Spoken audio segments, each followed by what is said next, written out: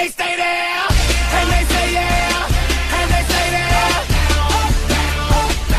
Cause all I do is win, win, win. And if you going in, put your hands in the air, make them stay there. Quiet, numbskulls, I'm broadcasting. Radio, radio, radio, radio, radio, radio, radio, radio. Spanning the globe to bring you the constant variety of sport, the thrill of victory, and the agony of defeat. What in the wide, wide world of sports is going on here? The human drama of athletic competition.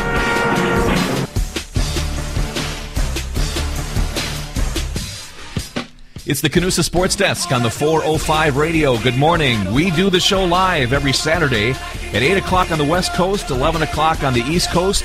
So if you are checking out the podcast on iTunes or on CANUSASD.com, come check out the live show and talk to us. Toll free, it's 877-297-8022. You want to reach us on Twitter with a comment? It's at CANUSASD right here on the 405 Radio. So let us introduce our host for this morning, Derek Marquez, per usual, from Toronto, Ontario. He is a blogger and writer, and he is a baseball fan of the Toronto Blue Jays, and he's getting stoked, I'm sure, for the start of the season, which is within a couple of weeks. Spring training kind of winding down. Derek, excited for baseball. Good morning. Good morning. Is it April 2nd yet? It's getting there, man. Is there snow on the ground in Toronto? No, it's grass. We've been having some warm weather, so well, that that enhances the spring effect, I guess. Exactly. So. Frank Nutt is here. He is our hoops guy from the East Coast, New York, New York. NCAA basketball player. He blogs and writes about the Knicks at knickswag.com. So, good morning, Frank. What's going on, fellas? I don't want to rush to April 2nd. I'm enjoying March Madness right now. Yeah, it's all over the place. We will be talking to, as a matter of fact, University of Washington former basketball player Joel Wolfinger. He will be calling in momentarily here. So, in the meantime, take it away, guys. So, Frank, I know you want to rub something into me, so I'll let you start that off. Well, I mean, there is other basketball actually going on right now. For everyone that may not be aware, but the Knicks last night up in Toronto took care of business, clinched a playoff spot. Not sure what happened to Rudy Gay. I know he didn't come back and play in the second half. Do you have any update on Rudy Gay? No, I think he went to go watch March Madness. I would have too, especially with the tax rate that he's paying up there. So, but unless he's got that special clause in his contract, like we talked about last week. But it was a good game last night. It really was. It was close the whole game. I think the way Toronto started off was really good. They opened up the game with that dunk by Rudy Gay, which was pretty nice. But again, the Knicks got to 40 wins for the shortest they've ever gotten to 40 wins since, I believe, 1994, which was cool. And Toronto, I mean, they've taken 2 out of 3 from the Knicks. They have the home and home tonight. They'll be in New York. And we'll see what happens tonight. Yeah, I was actually watching kind of the highlight, the ticker going by during the college basketball games. I saw that the Raptors were kind of, always within 9. So it was a close game. I haven't really seen any highlights of the game, but just kind of, I think it's just they're playing out the stretch right now for the Raptors' case. They have nothing really to play for. They don't have a first-round pick. So really at this point, it's what can you really get yourself hyped up for other than the players that are playing for a contract next year.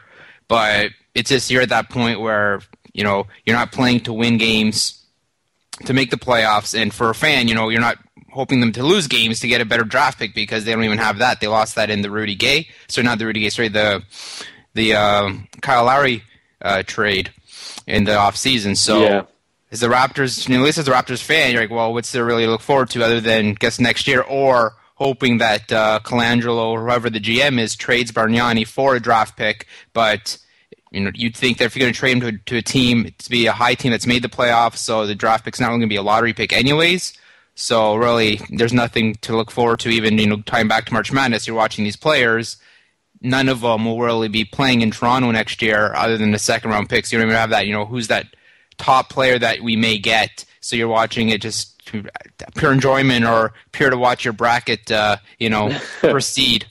Yeah, and I think it's cool because the Raptors obviously midseason trade to get Rudy Gay, which is a great trade for their franchise. I really believe that he'll be a cornerstone piece there that they can re-sign. I believe he's got 2 or 3 years left on his deal. So he's going to be a really good piece moving forward. Plus you have DeRozan. If they can move Bargnani, you got Kyle Lowry. And I don't know, how did you feel about Valanciunas last night? I thought he played a good game. I'm not quite sure what his ending numbers were, but he seemed pretty good to me. He was dominant down low from what I saw. I was flipping back and forth between some of the games that were going on. I was watching on my iPad a little bit, but yeah. So I've been really impressed with this team since they made that trade. I think they rattled off 5 or 6 wins in a row. They do have some good wins as a team, but you can't. Again, I mean, they started off so poorly that, it almost threw the playoffs right out of the air before, we were even at the All-Star break. So next year, I think will be a good year for them. I'm really not looking forward to them being in the Knicks division because now there's really no bottom feeders anymore. The Nets are good. They're going to be good for a couple years. The Knicks are going to be good. What do you call it? Toronto's going to be good. And Boston, is continuing to stick around even with all the injuries they've had. So it's going to be an interesting division next year. But as far as this year goes, I'm just happy. I think the Knicks are 41-26 right now. So I can't really complain about that at all.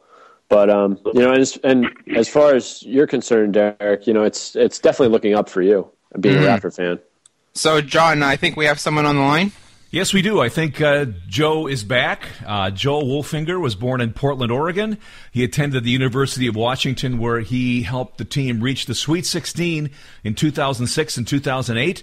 He finished his last year of college at the Citadel and then went on to play in Slovakia and in Germany. So, Joe Wolfinger, welcome to the CANUSA Sports Desk. Hey, thanks for having me. Appreciate it. So, Joe, thanks for coming on. Sorry about, your earlier call. We had some technical difficulties there. But can you tell listeners kind of what you've been doing since your college days, where you're playing right now, where you're at currently in your career? All right, well, in 2010, it was my rookie season overseas. I went to a country called Slovakia. And, it's a great place for a rookie year because, it's a smaller country and, you can really get your foot in the door over there if you put up some big numbers. I really got used to the international style of play, just being the go-to guy. I had to get used to that. It was a good year. And then shortly after that, the next year I played in Germany in 2011, and I was in northern Germany up by Hamburg in a little town called Fechta. And that was a good experience there. Learned a lot, and it's just great. It's great seeing Europe firsthand, and knowing what it's like over there, a different culture, everything. Everything was perfect. And then I went back to the West Coast, and that's where I played in the IBL. It's a professional league out in on the West Coast. Played with the Portland Chinooks, and I put up some good numbers. I averaged 23 points and 9 rebounds, and we made it to the championship game, but we ended up losing. And now currently I'm playing in Sauk Valley for the Sauk Valley Predators in the PBL, and we are currently undefeated. We're having a great year, and it's a lot of fun. So a question on you living in Europe. What's it like, just going from country to country, from Slovakia to Germany, not knowing the language, sometimes not even knowing the alphabet, in some of those countries? How hard is it for someone to go by their day-by-day business in such a different culture like Slovakia and Germany? It's a challenge. Every day it's a challenge. I mean, you go in a grocery store, everything's in a different language. They do a lot of things different over there. I had to learn how to drive a stick. The clubs will give you a car, but if you don't know how to drive a stick, you're you're riding. You better learn fast. And I was stalling in the middle of traffic. At the top of hills. Yeah, you go into a restaurant, you try to order something, and they don't even bring you ice with your drink or anything. It's just different. Especially one thing I learned was how much Americans value food and how much we eat over here is just it's totally different over there. I mean, they'll wake up, breakfast, they'll eat a piece of bread, and then lunch they'll eat a big lunch, but then at dinner they'll just eat another piece of bread and go to sleep. And everyone's very skinny over there. It's a whole other world, man. So I have to ask you, did you ever accidentally buy or order something they didn't plan on buying or ordering? Oh, all the time. They actually have McDonald's over there, but it's like their fast food is a lot more expensive, and it tastes like 10 times better. Like I don't know what they do, if it's better. It's real food, whatever. But yeah, it's like going to In-N-Out over there. Just going to McDonald's is like it's like it's a 5-star restaurant. Yeah. So I wanted to get your opinion. Obviously, right now we're in the middle of March, and not only did you get to play in the tournament, but I believe you made it to the Sweet 16. When you were in your college days playing at Washington. What can you kind of explain that experience to our listeners, and what you took from that, and what the experience was like? Yeah, Sweet 16. I was actually redshirting that year, and I'm sure everyone's familiar with Brandon Roy. He was a senior leader. Yeah, he was. It was his senior year, and we were out in Washington D.C. and just having police escorts everywhere. Just the fans going crazy. It's just something you dream about as a kid, and experiencing it was a dream come true. I mean, we got to go on a tour of the White House. And, oh wow. Yeah, and it was like kind of a closed tour. It was just for us because our head of operations guy, knew someone that knew someone, and somehow we got to go on this private tour of the White House, and that was something I'll always remember. Wow. Yeah, no, that's awesome. I can't my follow-up questions. I can't even go anywhere. That's so cool. So normally, what I like to ask, best player you ever got the chance to play with, was that Brandon Roy? Is it even close? Brandon Roy, yeah. I mean, just practicing, every day practicing with him. I can't even remember how many times I got dunked on, or he just slid right by me with ease. His go-to moves were just unstoppable.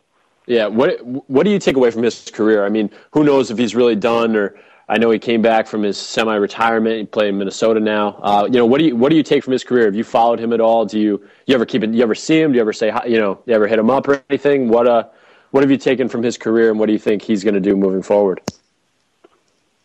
I can't really say. I haven't really spoke with him in a couple of years. Just I try to not bother him. I know he's got a lot of people hitting him up all the time, but I think he could. I think he could still play. He's still he's still a young guy. He's only 20, 28, 29. So I mean, he can still come back. I know his knees are kind of shot, but yeah, I think he still has a chance. Yeah. So now, what was your best memory of those two tournament runs? Did you have one thing that stood out? Was it the White House visit? I mean, was it something basketball related? What was your best memory from those runs? I'd say, in 2008 we made it to the tournament, and we played down in Portland, Oregon, which is my hometown, and we played in the Rose Garden, and just running out of the tunnel. And I went to Blazer games as a kid. Yeah. And just I sit up in the nosebleeds. And now I'm running out of the tunnel, and I got 20,000 UW fans screaming and cheering. That was like one thing I'll always remember. That was a great game. We lost to Purdue, though. We ended up losing. Yeah.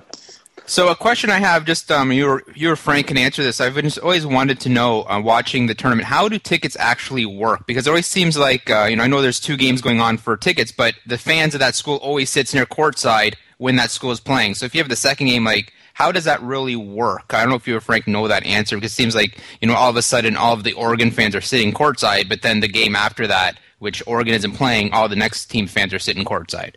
How does that work?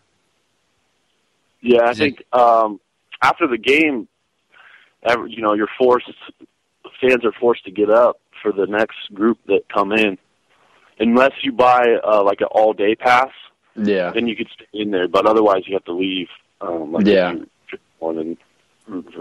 typically they'll move the fan sections. Like the fans, the like if you're playing, like when you play for Washington, like those fans are forced to get up and move, and then they bring in the fan section from the other ones. But a lot of times, those seats that are up higher, or just normal people coming to watch the game, normally they are a 2-game pass or something like that. I know when I went to the Final Four, it was like that, or in some I think I was to the rounds of Sweet 16 when it was in Boston a few years ago, and that's kind of how it is. You buy a pass for 2 games or whatever is going on, whether it's a Sweet 16 or round of 32, round of 64, whatever it might be.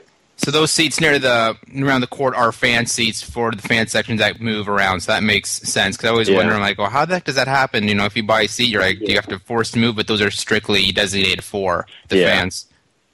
Yeah. Makes sense. Sometimes there's even a sign that will say, like, UW section or whatever. Yep. And they're all in there. Yep. So did you make it back in the tournament with Citadel? No, we didn't. That was our goal, to make it to the tournament. I think they're one of the only schools that's never been, and that was like kind of one of the promising things. I was like, man, how cool would it be if I went there and we made it to the tournament for the first time in the school's history, and just how special it would be, because Ed Conroy, he's now at Tulane. He was the head coach there now, but he was a great coach, and really sold me on that program. But it was sad that we didn't make it. Yeah, for sure. It is what it is. So on a lighter question, I was wondering, what is the most interesting thing you've seen happen, playing basketball in the stands or on the court, over your playing career, being in college, in Europe, being back in the West Coast where you are now? Well, in Europe, it gets crazy. Fans are pretty crazy over there. In Slovakia, we beat a team on their home court, and they'd been losing, and their fans were just getting tired of it. So at the end of the game, they were just chucking whatever they had on the court, just at their own players, and that was probably one of the craziest things I've ever been a part of. Wow. Wow, that's pretty crazy. They were throwing anything and everything, and that's why they have those little protected, like, plastic protective covers over, like, the benches in most countries over there. It's just because the fans get, like, if they want to win at home, that's like the main thing is win at home. Don't lose at home, because if you lose at home, just everyone's very cranky. Yeah, it's the soccer effect too. When we see all the soccer teams, the EuroLeague teams, the Premiership teams, they all have those covers over the bench. For obviously the same reason. So, kind of get back to you a little bit. What kind of player are you? What kind of player is Joe Wolfinger? I'd describe myself as big, strong. I like to lift. That's one of my passions. I'm skilled. I work hard around the basket, and I also have the ability to stretch the defense, my shooting ability. There's been times I've been called, one of the best big guy shooters in the country by my coaches. They just, don't leave me open, because I'll drain it in your face. And I'd compare myself to, Brad Miller, that type of player, if you wanted to compare. Now, how tall are you? I'm 7'1". Oh, okay. Yeah. So, Brad Miller's a really good comparison, and especially being a West Coast guy, I'm sure you got a chance to see him play a lot when you were growing up. Now, I like to ask guys this. Was there one guy when you were growing up that you looked up to? Was it Brad Miller? Was it someone else that you tried to model your game after? Probably Dirk. Yeah. I don't know. Just. Yeah. But it's just interesting, the players that we always have people that ask that question, I was waiting for, Joe to say Michael Jordan. Yeah. That's funny. A lot of people in Illinois would say that. But, I grew up in Portland. I liked Rasheed Wallace. Like, I liked his game. I wouldn't really base it after their, personality, just more, can I relate to their game? Because that's what I like to watch, is people like that play like me. So, other than basketball and weightlifting, what does Joe Wolfinger like to do to get away? If he wants to just step away from his day-to-day life. Well, in Portland, we have we have a great outdoor, activities. We have a mountain range. We have the desert. We have the coastline. I think, like, if you live out in Portland, you gotta like the outdoors. So, like, I'm always, going down to the river with my dogs. Do whatever you got to do to have some fun. I mean, riding bikes, boating. Get out. I like to be outdoors. Frank, have you ever been to Portland, Washington area? I've never been personally. No, I have not. I haven't been up that far on the West Coast. But I kind of equate it a lot to Maine, just from what I've heard. I don't know. Have you, Joe, have you ever been to Maine? To Maine? No, I've never been there, no. Oh, okay. So I equate it to that area. Very outdoorsy, very, very beautiful scenery. People are very nice. But that's kind of how I would think it to be. But I have heard it's a very nice place to go. So one last question before we hit up our first commercial break is, what's your most embarrassing song in your playlist, Joe? I'm not proud of it. I got Sinead O'Connor, man. Nothing compares to you. My breakup song. Hopefully you don't have to use it a lot. I try not to. That song's got to be older than you are, man. Yeah, have you seen the music video? It's interesting. Yeah, she's scary, and she hasn't gotten any better. Yeah. Yeah. We'll take a break and come back. It's the CANUSA Sports Desk on the 405 radio. 877-297-8022 is the toll-free phone number. You call us and we'll put you on the air right away here on the CANUSA Sports Desk on the 405 radio.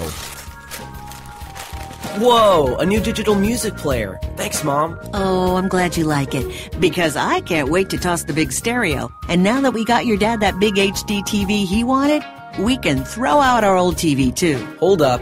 You can't just throw out electronics. Really? They need to be recycled or donated. And how would we do that? It's so easy, Mom. Today, recycling electronics is just as easy as buying them. GreenerGadgets.org has all the info. We just enter our zip code to find a certified recycling center nearby. There are thousands of them, and new ones are being added all the time. Some of our local stores are even certified recycling locations. I like that. Did you know that some of the stuff in our old electronics could be used to make new products and conserve natural resources? Well, okay then. Let's gather them up. What was that website again? GreenerGadgets.org. We just enter our zip code and go. Research shows that over 99% of Americans are not at their ideal heart health. Hey, Mikey, did you know exercise will lower your risk of heart disease? Yes, DW, and we look better than ever. Let's win this thing, boys. I've got to get to my regular checkup. Mike, this is actually a pretty big race. I'm starting to get a little nervous. Nervous? You need to relax, Larry Mack. Stress is bad for you. Visit heart.org/Fox Sports for simple steps to a better, healthier life. Hey, what's up? This is Clef speaking for Rad. Give up the keys, choose a designated driver. Music lives, so should you. A public service message brought to you by the U.S. Department of Transportation, RAD, the National Association of Broadcasters, and the Ad Council.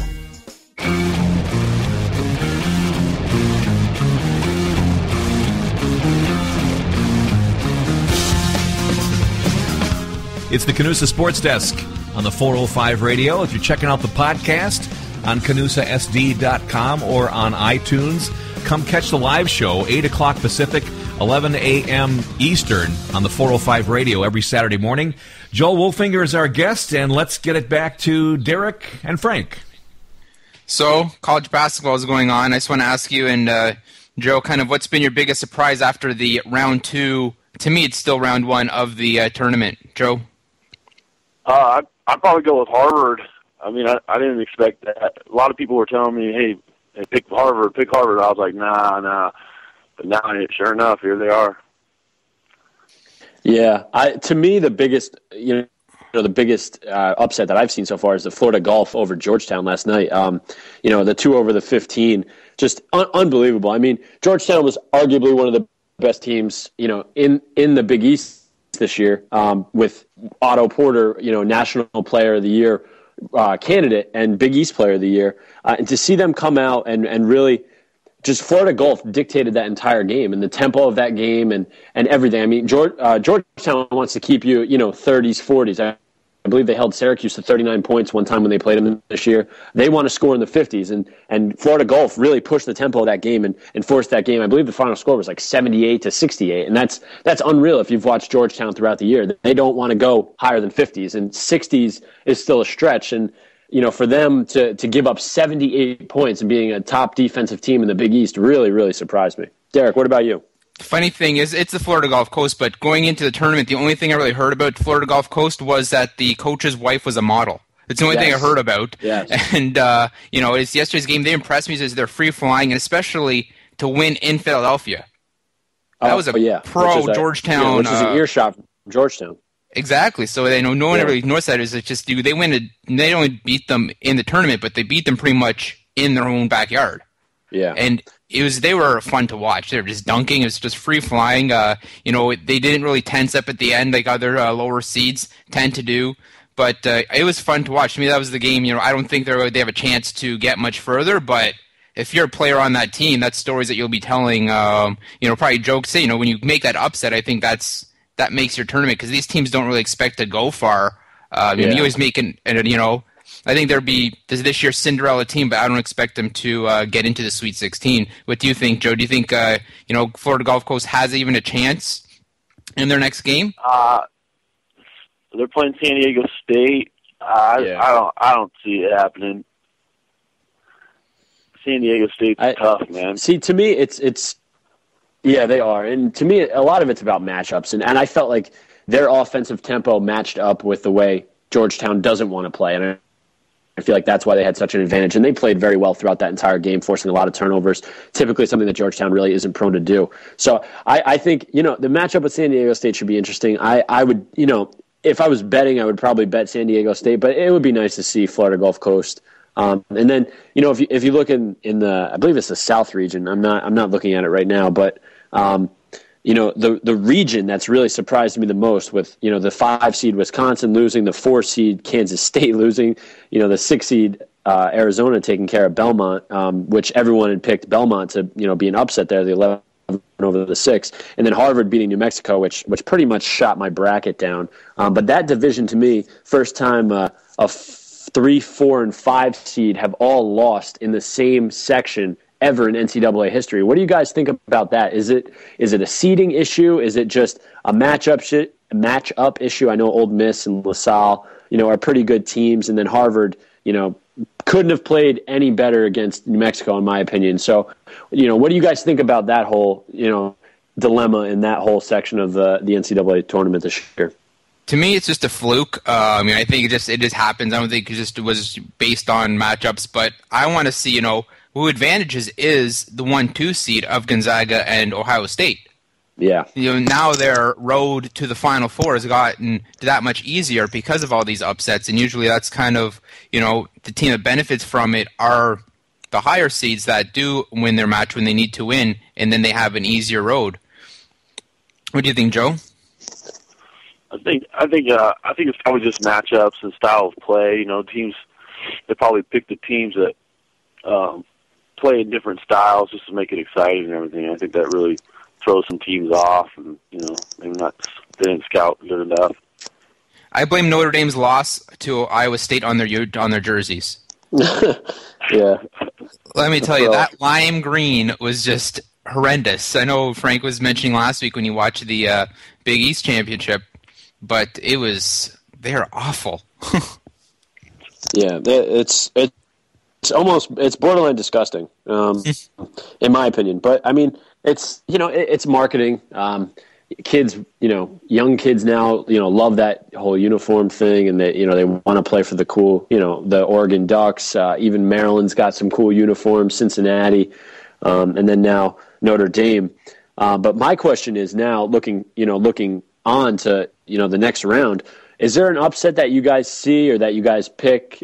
Maybe you picked, from the start, or since you started watching the games, now you've seen teams play and you think that there's a possible upset in this round.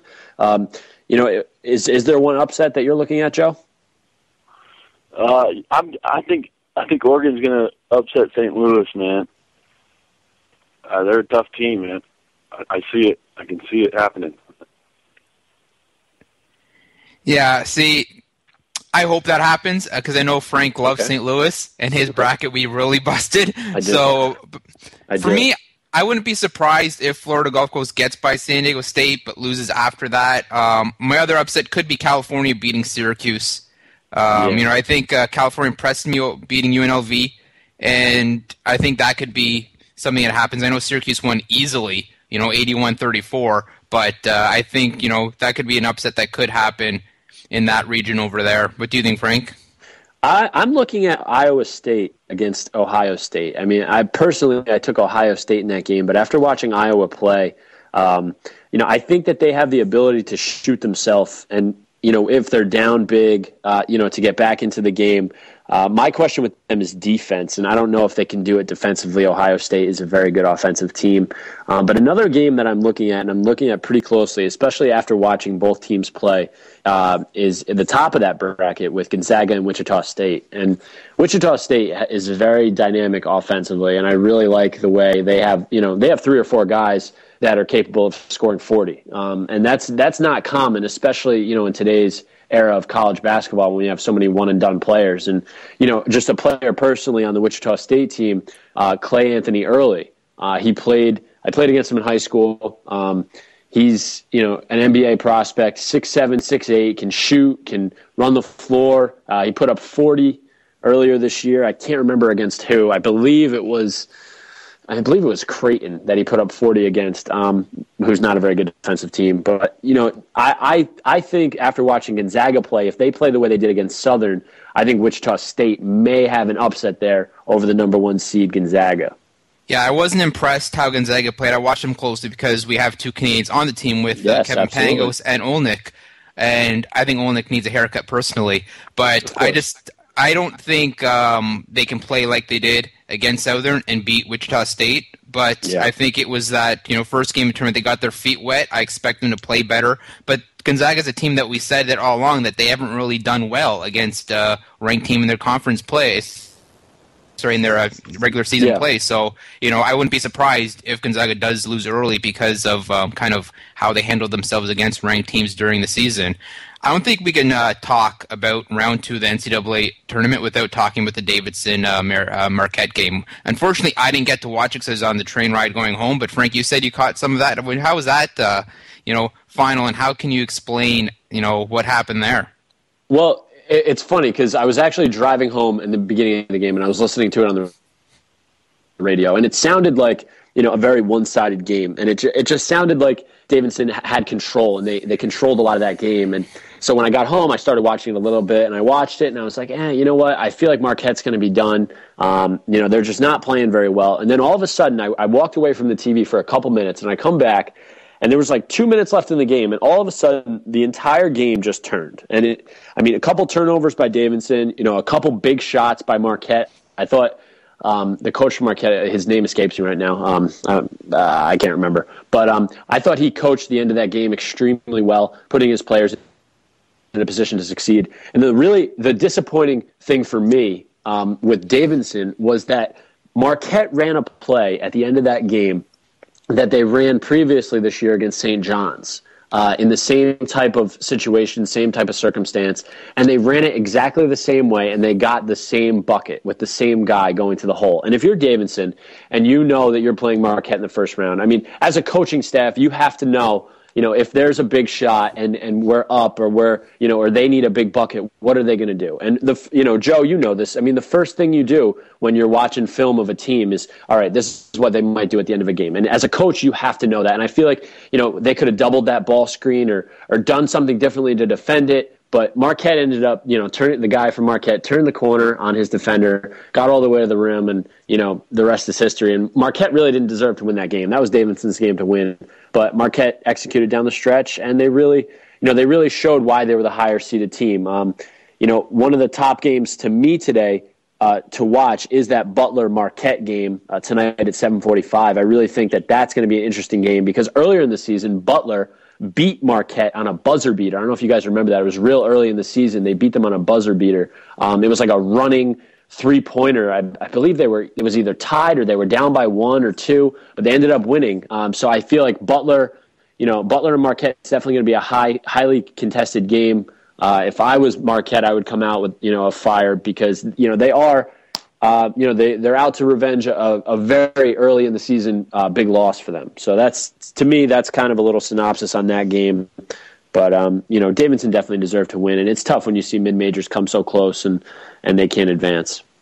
For someone who has Marquette going to the Elite Eight, I will be giving the prep talk before today's game from my place here. I don't know if they're going to be listening, but they really need to play better because if they play like they did against Butler, I think their tournament's done. But it's funny how how this tournament goes on year after year. You see these teams, these smaller teams, like for example Davidson. I think I think of Curry, or I think of Bryce Drew on Valparaiso. Just these players that you watch tournament, that's all that's the face of their team, even though years have gone by. But, Joe, we didn't get a chance to get your opinion of that Marquette-Davidson game. I had Marquette winning, but Davidson they fought. They're a good team. I got to play against them in the Southern Conference, and they're well coached, and they got some good players. Yeah. Not surprised they held up the way they did. Yeah. So now looking forward in the tournament, is there a one seed that you think is going to lose first? Is it going to be Indiana? Obviously, we saw Gonzaga struggle. Louisville and Kansas really care of business in their opening games. But if you were to bet on it right now, what would be your number one seed that you see losing first in this tournament, Derek?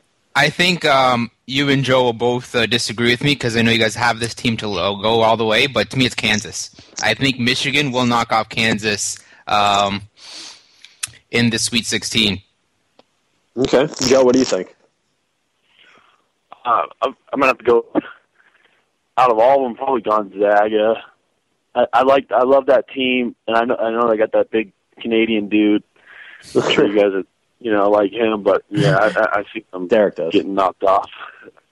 Yeah, to me it's Louisville. I really think that Louisville, after an easy win against NC-A&T, they're going to be challenged against Colorado State, and then I think St. Louis has the players to really knock them off. And with Wisconsin and Kansas State and New Mexico losing, I really don't see anyone giving Gonzaga trouble. Possibly Wichita State, but if they get past there, Ole Miss and LaSalle really they don't scare me if I'm Gonzaga. Gonzaga, top team in the country. They have arguably one of the best players in the country. I just don't see them getting challenged. And Indiana, with UNLV losing, Cal really doesn't scare me if I'm Indiana. Temple really doesn't scare me. And then Syracuse, they have the shooters and the athletes to be able to score against Syracuse's zone, which is something that we've seen teams in the Big East tournament and the NCAA tournament struggle, especially, guys who don't see it a lot. Do you think Oregon has... So I said, do you think Oregon has a chance to knock off St. Louis? Do you think there's another upset in the lime yellow of the Oregon Ducks? Joe, what do you think? So Oregon's a tough team, and they're well coached, very well coached. But it should be a really good game, man. I'm excited to watch it. Yeah, I'm excited to watch that game too. I just don't think that they have enough firepower to get by St. Louis. I really think that Oklahoma State has been an up and down team all year. We saw their big guy, I can't remember his name off the top of my head, get into foul trouble. And typically when we've seen him get into foul trouble, Oklahoma State, even though they have the Marcus Smart in their backcourt, probably a top 10 pick in the NBA draft this year, even though they have such a great backcourt, which is why I picked Oklahoma State in the first place, I feel like Oregon was definitely underseeded. I feel like they should have been a 6, 7, 8 seed as opposed to a 12 seed. So I feel like they got the short end of the stick, and then I feel like they came out with something to prove. And are they going to be able to carry that through to the next round? I'm not sure. But I like St. Louis. If you guys watched them last year and any of the regular season games this year, they are a very, very good team, and I would be very surprised if they had a letdown against Oregon. So I got to ask, Joe and Frank, how's everyone's brackets looking? 2 games are in the books. Is anyone still alive? Who's sitting pretty for you, Joe? I still got my Kansas. I had Georgetown going pretty far, I think, to the Elite Eight, but they're knocked off now. That kind of ruined things. But I still got my still got my Final Four still in there. Frank? And, my Final Four is still intact. I lost New Mexico. I had them going to the Elite Eight.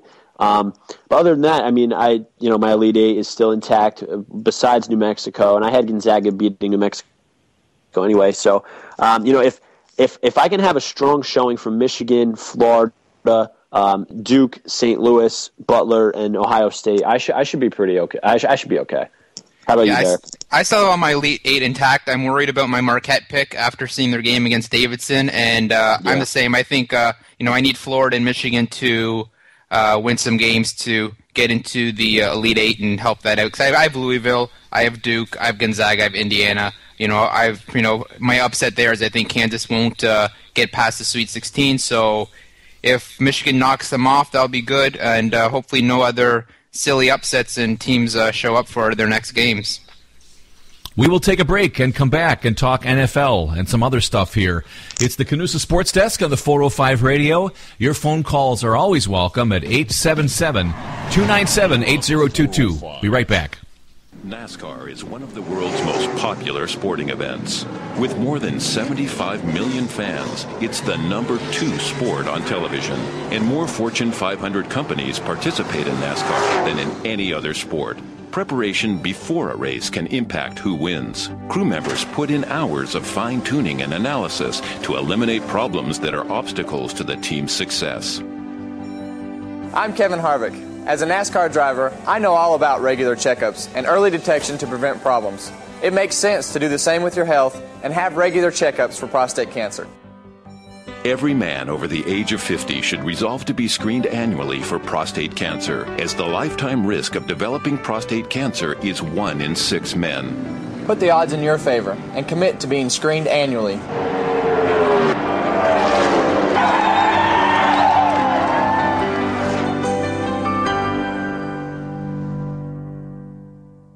Research shows that over 99% of Americans are not at their ideal heart health. Hey, Mikey, did you know exercise will lower your risk of heart disease? Yes, DW, and we look better than ever. Let's win this thing, boys. I've got to get to my regular checkup. Mike, this is actually a pretty big race. I'm starting to get a little nervous. Nervous? You need to relax, Larry Max. Stress is bad for you. Visit heart.org/Fox Sports for simple steps to a better, healthier life. Hi, I'm Dean Castronovo. Hi, I'm Steve Algieri. And I'm Jonathan Keane. And I'm Ross Valerie of Journey for recording artists, actors, and athletes against drunk driving. After we do a show and when we've been partying, we have a designated driver waiting for us in the bus. So when you decide to party, make sure you do too. Designated driver or be a designated driver. Because drinking and driving just don't mix. A public service announcement brought to you by RAD, the National Association of Broadcasters, and the Ad Council. Here at the 405, we've got the cure for the Mondays. Does anyone ever say to you, sounds like someone has a case of the Mondays? No, man. I believe you get your ass kicked saying something like that, man. Fridays. Next Friday is Hawaiian Shirt Day. Sundays. I'm also going to need you to go ahead and come in on Sunday. You'll feel better. Oh. You know what I'm talking about. And be a better person. I have people skills. What the hell is wrong with you people? Make the 405 I believe you have my stapler. Staple of your week. Yeah. You're on the 405.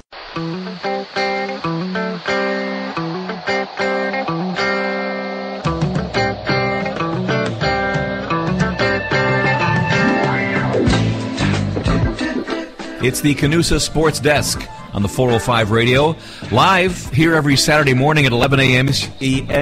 Eastern, 8 a.m. Pacific. There we go. 877-297-8022 is the telephone number. And we like to check in with you and see where you're listening from. And we've got a bunch of you out there we know. Tampa, Florida. We also got a listener from Toronto. Shirokane, Tokyo is on the CANUSA Sports Desk. Versailles, Kentucky, a listener in France, and a listener in Round Rock, Texas, checking in right here on the CANUSA Sports Desk. So let's send it back to Frank.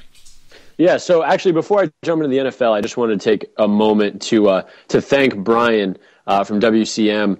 He got me a ticket this week to go meet Bob Knight, and I just wanted to publicly thank him. I've done so, through Facebook and through an email and sorts. But I just want to take this moment to thank him. I really appreciate it. It was a once in a lifetime opportunity. It was really cool. He was a really nice guy. Talked to him, answered my questions, and I got to take a couple pictures with him. So that was pretty cool. But anyway, to jump into the NFL, the owners' meetings this week in Arizona. Couple rule changes came out of that. I wanted to get your guys' opinion on the NFL eliminating the tuck rule and then adopting a ban on the offensive player using the crown of their helmet, to lead while hitting defenders in the open field. I believe outside the tackle box and after 3 yards. Derek, what do you think about the rule changes this year for the NFL? I'm glad they got rid of the tuck rule. It was always very judgmental on when it was happening. I think it's a Tom Brady rule against Oakland. The Tom Brady rule, yeah. Exactly. But I'm glad to see that way because I never knew when it was a tuck rule, when it wasn't, and it always looked like a fumble when they called it the tuck rule. So I'm glad that's out of the way. I don't like the crown of the head rule. I think running back's even more vulnerable. I call it the Trent Richardson rule because he's so good at doing that. I just wish the NFL would bring in running backs when they're going to do a change of a rule like that too. And it was for better safety, but how do the running backs themselves feel about these rules? I think they really need to bring players in when they try and make these rules and talk to them and not just, speak on the behalf of the players without talking to the players. I think that's something that NFL needs to improve on whenever they make these changes. What do you think, Joe? I think, just from watching the NFL, there's a lot of talk about, brain injuries and what it leads to in their when they get older and stuff. I think just making the game safer is the best bet for NFL owners. Yeah, I really agree, and I actually had the opportunity last night to talk to a former college football player, and I asked him about the rule changes, and he told me that he obviously the Tom Brady rule, he thought it was interesting that the Patriots didn't even vote. They opted not to vote for that rule change, which I thought was kind of funny. But as far as the crown of the helmet being used by running backs and sorts.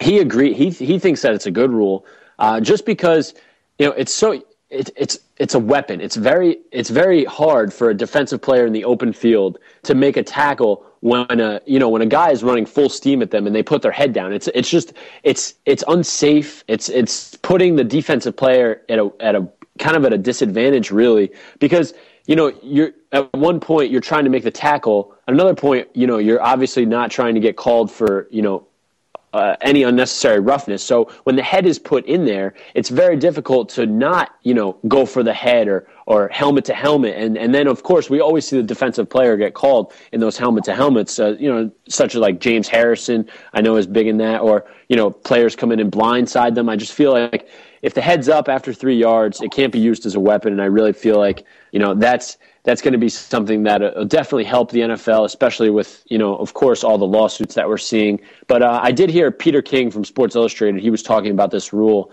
and he stated that it would only happen once in every 435 snaps that this play would even come into effect. So, is it a big deal? Yes, but 435 snaps, that's once every 5 games?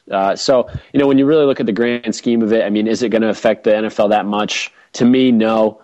Some of the kickoff rules have, obviously they affect every time a kickoff. So, I feel like those rules that were made in the past have a little bit more of an effect than this crown of the helmet rule. And then as far as the tuck rule goes, I don't even think the officials knew, 100% of the time without reviewing it, what was a tuck and what wasn't. We saw Tom Brady in the Super Bowl, obviously, where that call was generated from. But I think it was good. The rules are. The NFL does a good job. That's pretty much what I'm going to say about that. So another big story this week was the Chicago Bears only offering Brian Urlacher a $2 million contract. What's your take? Do you think that was respectable to what Brian Urlacher has done for the Bears? I think that's a reasonable contract, Joe. Man, I think he's worth a lot more. He's a leader. He has a lot of roles on the team. He's kind of the face of Chicago Bears. When I think of them, I always think of Urlacher just holding it down. So I was kind of disappointed to hear that they were only offering him $2 million. Yeah, I agree. I don't think he for what he's done that was kind of disrespectful for him. But also watching Bears games, at least this past season, he didn't stand out as much as he has in the past. So I think his game is on the decline, but he's also worth more than $2 million. I think that's someone that really, he can still make a difference on the field. I think he was worth a little more, especially for Chicago. So it was kind of a slap in the face, I think. Frank, what was your take on it? Yeah, I was really disappointed. They had kind of a breakdown of the negotiation talks between the Bears and Brian Urlacher. And Brian Urlacher spoke publicly about these. The Bears have not yet, so you don't really know if this is the true story or not. But basically, what it sounded like was that he made the Bears asked him what he thought he was worth, and he gave them a dollar value. I believe anywhere between $4 and $5 million for 1 year, $10 million for 2 years, or something along those lines. The Bears took a couple weeks to get back to him. They pretty much gave him a take it or leave it $2 million 1 year offer with no incentives and no money guaranteed. So to me, I really think that Brian Urlacher decided to part ways with the Bears, not because of the money offer, but because of the lack of respect. And, obviously it is a business, but the guy's been there a long time. I mean, at least make a counteroffer with him and haggle with him a little bit, try and negotiate instead of just giving him an ultimatum. And I really feel like someone like Brian Urlacher, you counteroffer him, see what he thinks. They gave him an ultimatum, and I really think that's why he's going to go somewhere else, possibly Minnesota or maybe to John's Packers. So you never know. Yeah, to me, I think if the Bears came back and offered Urlacher, $4.25 1 year ultimatum, he would have taken it. I think 2 is way low ball. I see. I don't know, just because I have that nightmare, but I see Urlacher going to the Patriots. Trying to win a ring. He's kind of that Junior Seau type thing. I don't see him staying in the Central. I'm surprised you said the Packers and the Vikings. I don't think Urlacher would stay in that division. I think he would just go to the best place he has to win at this point of his career. But what do you think, Joe, of where Urlacher may end up? Hopefully he goes somewhere where he's appreciated and he can get a better contract. That's obviously what he's looking for. So hopefully he can, find that. I think he needs to go somewhere where he's not the focal point of the defense. I think he can still contribute as long as the defense isn't built around him like it was in Chicago. But another big free agent story kind of last week, but was the Wes Welker and Amendola, kind of Welker going to Denver, Amendola going to New England. What's your take of those signings there, Frank? Yeah, I think they were both good signings. Obviously, Wes Welker, makes the Broncos an elite contender. I mean, last year, obviously, the 13-3 record, they were a very good team with Peyton Manning and those weapons they have on the outside. Well, Peyton Manning was missing, that slot receiver, and now he has him, and he has the weapons out on the outside. Eric Decker, specifically on the outside. The other wide receiver escapes me right now. But Wes Welker, I mean, his 118 catches, 1,300 yards, 11 yards a catch, his punt returning ability. He is the real deal, and I truly feel that he'll be able to translate into that West Coast system that they have up there. And I just really think that he's got to have a chip on his shoulder now, and I think that's dangerous with someone of his skill ability.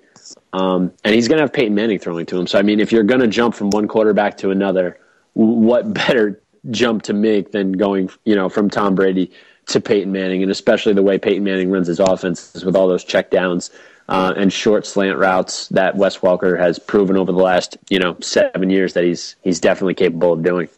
I think the one thing that stands out between Welker and Amendola, which will make Welker have a better season, is durability. Mm-hmm. I think Welker rarely gets injured. Amendola seems to be always miss a few games every year. I believe only once in his career he's actually played every week of an NFL season. Right.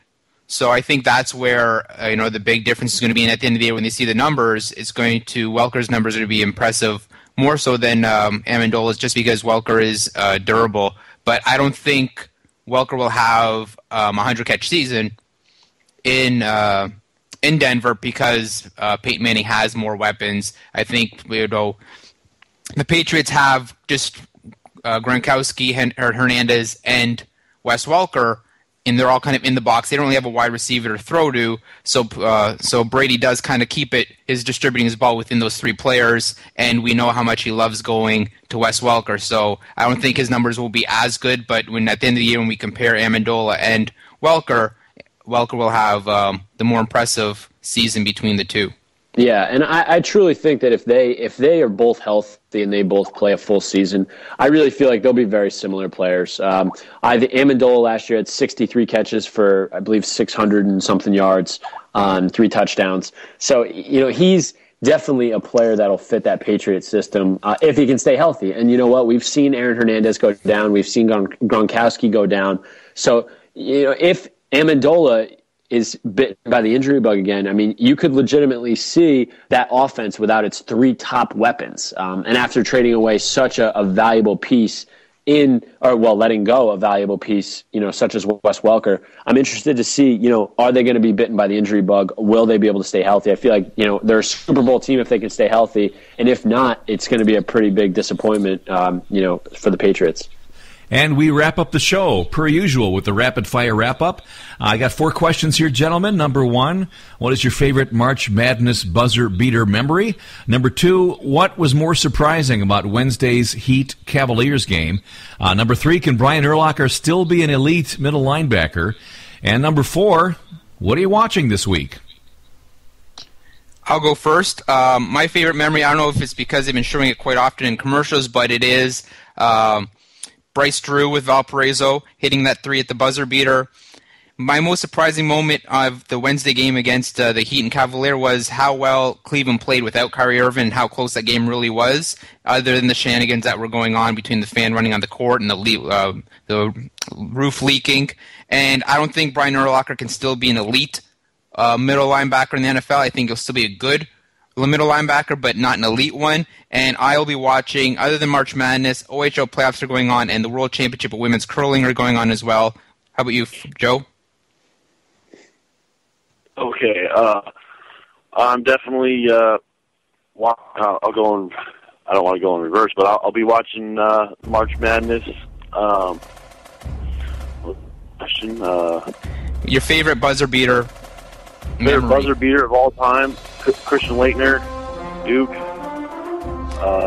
Surprising moment of Wednesday's Heat game. That LeBron didn't posterize someone. And can Brian Urlacher still be an elite linebacker? Yeah, I have faith in him, man. I'm a positive guy. I want to have some faith in him. All right, so my favorite March Madness buzzer beater has to be the 83 NC State game. The way that ended, beating Houston, the underdog story, the whole thing with the 30 for 30. Derek, if you haven't seen that, you have to see the ESPN 30 for 30 on the NC State team and Jimmy V. That's just my little thing. The most surprising thing about Wednesday's Heat Cavalier game was the fan running on the floor wearing the Please Come Back LeBron 2014 shirt. I thought that was hilarious. And then LeBron actually patted him on the head and tweeted back to him and followed him on that guy, 7,000 followers he gained just by running on the floor. Did he bail him out of jail? Well, it was only a $250 fine, so that's like a speeding ticket in the States. I mean, that's really nothing. And Brian Urlacher, I don't think he can be an elite middle linebacker, but I think he can be a very usable linebacker, maybe a 2-down linebacker, a 1st and 2nd down linebacker. But I think he can definitely be a piece to a championship team. And then, obviously, this week I'm watching NCAA tournament. Today, specifically, I'm watching the VCU-Michigan game. If you guys aren't planning on watching it, you should watch it. It's on in 15 minutes. It is good. I'm predicting right now it's going to be the game of the tournament. I really do. VCU's toughness and their press to go along with that Michigan backcourt is going to be something to watch, and I'm really looking forward to that game. Gotta go, guys. Check out our podcasts on iTunes, our great blogging on CANUSASD.com. And we'll talk to you again next week, 11 a.m. Eastern, 8 Pacific, here on the 405 Radio. It's the CANUSA Sports Desk. Pit Lane with Chad and Joel coming up next.